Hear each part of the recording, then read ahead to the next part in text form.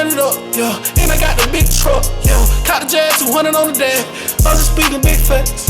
I ain't even signed a deal yet. I ain't even missed a meal yet. I'm eating good cause I'm still fake.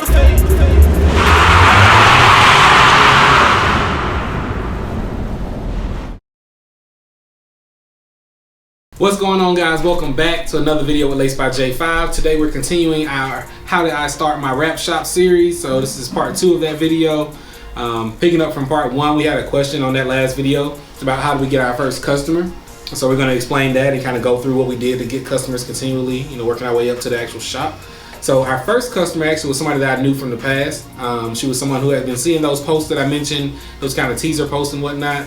And so as soon as I actually posted and said, hey, we are officially open for business, she reached out and was like, hey, I want to get my car laced by J5, So she had a few ideas, but she didn't really know exactly what she wanted. But because she had seen some of my vehicles in the past, she kind of trusted me to just do my thing. She was just like, hey, I want it to be girly. I like pink, like let's do something pink on it. And I was like, all right, cool. So she gave me the freedom to do what I wanted, which was very fun for me, right? That job went pretty well. We did multiple different things. We added some accents to the wheels on the car, some accent stripes on the hood. We wrapped the grill. We even tinted the headlights in a pink vinyl, which some people love and some people hate it. But I thought it was pretty cool because it wasn't something that you'd see every day.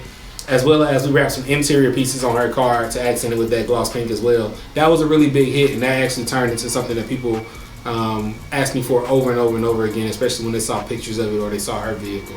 So yeah. Tedious work, but it was fun, and the customer actually left us a tip after the fact, and so that was pretty cool. My first official job, I actually got a tip from it, and so I actually framed a portion of that tip, and I still have it on my wall in the shop today, actually, just kind of as a reminder of where we started. So moving on, our second customer was not someone that I knew, but by this time we were posting ads on things like Facebook, or not necessarily ads, but we were posting in Marketplace, places like Facebook, OfferUp, any of those types of like person-to-person, marketplaces. We were putting it out there like, hey, we wrap vehicles, come get your stuff wrapped. And so we started to gain some traction there. So our second customer was somebody who hit us up from seeing one of those postings. That job I thought went really well too, but it actually did have some issues. The customer had to come back and kind of get some things fixed. And I would tell you, if you're just now starting out and you're new to this, be ready for that, expect it. If you're new, you're gonna make mistakes. There's gonna be some issues. The important part is gonna be how you work through those things and how you handle those situations with the customer, whether it be, the quality of the install not being quite good enough, or you happen to damage something on the vehicle. What's most important, I've found, is how you respond to the customer when those things happen and what you do, what steps you take to take care of it. So keep that in mind if you're just starting out. So I mentioned our first customer was kind of some random accents to make her vehicle more girly. That second customer actually came through to get his taillights tinted. And then moving on from that, most of the jobs we were getting were small jobs, kind of similar to that. Hood wraps, roof wraps, spoiler wraps, things like that. We weren't getting a lot of requests for full wraps. We were getting some, but it took us a while before we actually booked a full wrap. But I was okay with that because I was really still kind of, learning my way through this and figuring out how to work the vinyl, and kind of honing my skills, so to speak. So we did a lot of those smaller jobs, whether they had been just the hoods and roofs or stripes, wheel accents, various different things. But I liked it because it allowed me to get creative with most of these projects, versus just doing one solid color all over and that just being it. But eventually we did gain some traction and start to book full wraps as well. When we first started out, we were doing full wraps for pretty cheap. I'll admit that. I will say that how you price your job, because I get this question a lot, is really going to depend solely on you and what your time is worth for you. Sure, there's industry standards, I believe, as far as how much wraps should cost. But when pricing your jobs, you have to consider your working conditions as well as your skill level when deciding what's a fair price for the customer to pay for your work. And I think pricing yourself fairly is what's going to help you sustain business and stay in business. If you start out the gate pricing yourself too high and your quality of work doesn't meet your pricing, that could be a problem for you. But at the same time, if you're pricing yourself too low, you might become known for the person who has the really cheap wraps. And that could also be a curse in itself, because people may have a hard time with you once you're growing and starting to raise your prices. So consider that. What is your time worth? That's the only question that you need to ask yourself when you're trying to figure out how to price your job starting out. Once you start working on more and more vehicles, you'll get a feel for it. As you get bigger and grow, call some of your competitors or people in your local market, find out what they're charging for certain jobs, and price yourself accordingly. That's all I can tell you. So one thing I forgot to mention, one of our early customers, another person that I had known from being around in some car clubs and things like that, we actually offered to trade our work for an honest review. At this time, we were setting up our pages like Google, where people could leave us reviews, as well as Yelp and things like that. And so he came to me with an idea to get some work done, and he was asking me about the cost. And I was like, hey man, just purchase the material and I'll do the labor portion of the job for free as long as you leave an honest review of the work that you receive. We never encourage people to leave us dishonest reviews. It's just not how we like to do it here. And so we want to give people the kind of service where it works in our favor for them to leave us honest reviews. I don't ask my friends to go randomly post things up on my page or things like that. I never did. We were always very true to let's keep the reviews honest and give people a real feel for what they can expect when they come to get work done for us. And that's worked well for us. So that's not a bad idea when you're starting out too. Maybe you can trade some work, especially to friends and family members, and say, hey, I won't charge you for this, but if you would, just leave us a review, an honest review of the service so more people can find us. That's going to be a key in people finding you and you continuing to gain more and more business. So beyond the Facebook Marketplace and OfferUps and places like that, word of mouth quickly became our biggest draw for bringing customers in. And that's going to be very important in your business if you're starting out. All right, so when we first started out, we were working out of our home garage. We were fortunate enough to have a home garage at this time. We had actually just recently purchased the house, I think, in January of 2017. And I actually started the business technically in November of 2017. And so we were fortunate enough to have a home garage for me to work out of.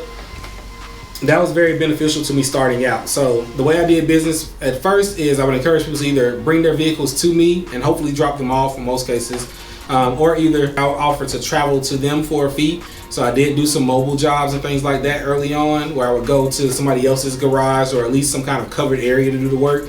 I always asked people if they had a garage for me to work in, because to me it didn't make sense. If I had a garage in my location, it didn't make sense for me to travel to you to work in a parking lot or a driveway. So a garage was very beneficial. It allowed us to control the environment more so than if we were working outside. I've seen people wrap cars outside. I've wrapped certain parts of cars outside, so it is possible. You can do it, but when you're outside, you're in the elements, you have a lot less control over the environment. You can't control the dirt as much. You can't control the wind. You can't control the temperature as much. Things like that. All of these play a factor into the quality of your work and how well you're going to be able to get that vinyl down with minimal contamination. As well as being able to heat it and stretch it the way that you need to, and not working like in a hot sun where the vinyl is just way too hot for you to be working it, or where it's really cold outside and the vinyl becomes way too brittle. Being inside somewhere definitely allows you to have better control over that and usually yields a better result. If you're gonna work outside and you don't have a choice, I encourage you to figure out what conditions work best for you. Do whatever you can to try to keep that environment as clean as possible. If you can set up a large tent or something like that, that probably will help to keep the direct sunlight off of you, as well as being able to clean up and keep some of that outside debris away. But having something enclosed is definitely going to be the best bet. If you don't have a garage, I suggest asking maybe a friend or a family member if you can maybe partner and use their garage or something like that. Or again, do some mobile work and try to go to those customers who do have a garage or some kind of covered area for you to work in. That's going to be your best bet. So another thing about working out of the house was space, obviously. So normal 2-car garage at my house, decent sized driveway, but nothing crazy. And so there were times where it got really tight. Anytime I was working on the customer vehicle, I would kick my vehicles out of the garage, my personal vehicles, so meaning mine and my wife's. Those jobs where the car had to stay overnight, my vehicles would stay outside. Customer's vehicle always was inside. I put a really big emphasis on making sure I try to keep the customer's vehicle as safe as possible while it was in my possession. When I first started out, I actually didn't have any business insurance. It's probably not the best idea, but that's just the way I did it. Luckily, we didn't have any big issues to where we would have needed business insurance, but that's definitely the safest way to go. If you're gonna be working on other people's stuff, get you some insurance just in case the worst case scenario happens. But because of that, I kicked my vehicles out. Even if I felt like my vehicle was nicer or more expensive than the customer's vehicle, it didn't matter. The customer's vehicle stayed inside, and that was just the way it was. As we became more busy, we got to the point where we were able to book multiple jobs throughout the week or throughout a weekend. And so there were times where we had multiple customer cars at the house at one time. This is when it started to get a little bit more difficult. I was trying to figure out ways to use my time wisely, which is why I was booking in that way. But also, it became a little bit harder to move cars around and manage when people were going to be picking up cars and where they were going to be parked in the meantime and all that kind of stuff. And that's kind of what led me to thinking like, hey, maybe I need to find me a separate location to do this at, an actual commercial location to open a shop and run my business out of there. And so I kind of debated on that for a while. I think I was thinking about it for around a year before I actually pulled the trigger and did it. The shop that we have now was something that came up, and I actually was working my regular job still, so I didn't have time to come check it out. But my wife, Dasha, did. She came and looked at it, sent me pictures and videos and stuff, and I was still kind of on the fence about whether I was ready to make that jump. You know, make that investment to have to pay rent every month on the shop and pay, you know, that added overhead of the utilities and everything else that comes along with it. I just wasn't sure. I waited too long and somebody scooped it up, and so unfortunately we didn't get it that time. Basically about a year later, the same spot became available and I jumped right on it because I kind of felt like it was a sign. One of the best prices that I could find around. It was in my local area, which I tried to stay in, because one thing that I found out while working out of the house is that there weren't a lot of people in my area that were doing it. Most of the big shops or people who were doing this were closer to the main main Atlanta area, or either the north side of Atlanta, and we were on the south side of Atlanta, which kind of helped us out as far as gaining clientele in our area. People didn't want to travel too far for the services. And so I decided to get a shop that was in my local area, just to try to hold on to that piece of the market. And that's what we did. And that was about 3 years ago. Now we're actually coming up on our third year here, getting ready to renew our lease, or actually we just renewed it. Things have been going well so far. So if you have any more questions, make sure you leave them down below. Any details that you want me to go over, more in depth, just let us know. We'll try to get those in the next video for you.